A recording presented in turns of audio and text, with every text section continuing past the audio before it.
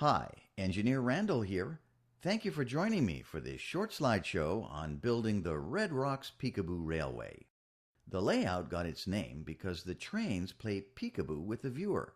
Up to 3 trains at once can wind their way through whimsical towns, tunnels, and spectacular Red Rock canyons. I started with a 10 by 17 foot space in my garage. On the small side as O-scale layouts go, but that makes it all the more challenging. Look at this first photo.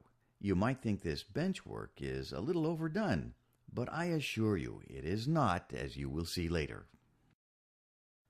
After laying down 1/2-inch plywood, styrofoam cups were used to do a mock-up of how the 3 main lines would interact, planning where the towns, tunnels, and bridges would be. The 3 main lines are completely separate, the goal being to achieve the longest runs possible for each train.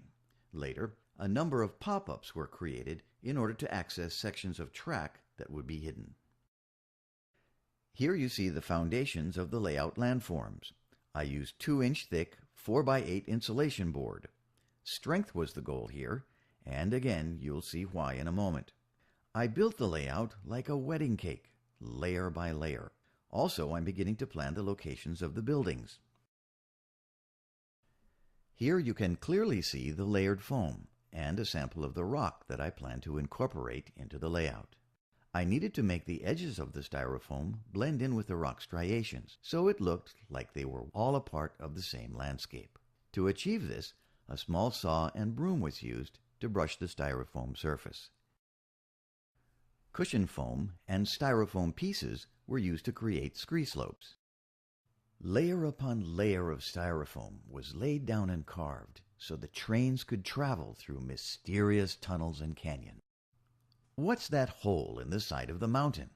Why, it's a dragon's cave. Notice what was used for the track roadbed. I experimented with many different materials, and the clear winner might surprise you. 4 layers of folded quilt batting, glued to the foam with a little Elmer's, produced by far the quietest operation using Fast Track. Now let's talk more about the rocks. These are rare and wondrous canyon stones. They were quarried at the edge of a mesa somewhere in central Arizona. I acquired them from a geologist who knew of their existence and had collected over 100 of them. According to the geologist, canyon stones are part of the Mezcal limestone layer on the Colorado Plateau, a layer that is estimated to be over 1.2 billion years old.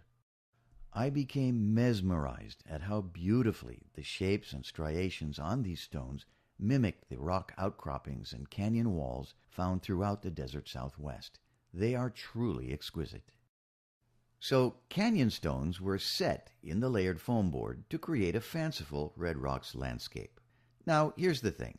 Canyon stones are extremely heavy.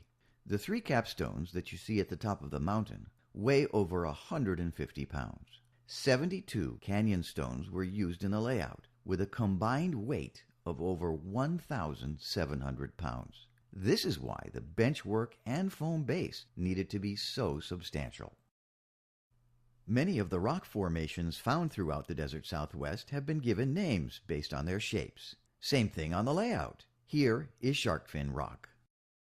One of the challenges in building a multi-layer layout in a small room is not having the trains hidden so much of the time in tunnels. Because viewing areas were limited, care was taken to use innovative gorges and cave openings where trains could be viewed as they traveled around the layout.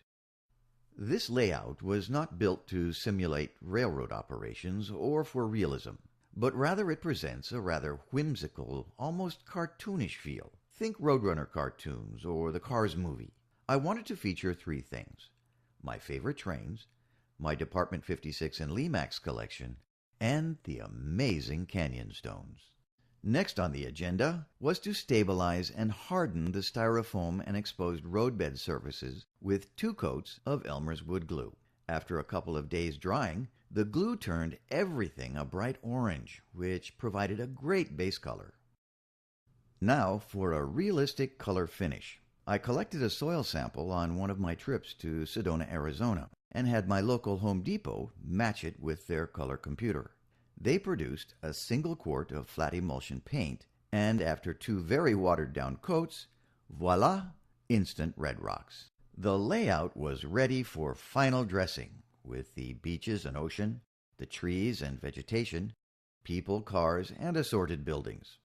I also installed the MTH digital command and control system to run the trains. Well, that's it. I hope you enjoyed the slideshow and picked up an idea or two for your next layout. Thanks for watching.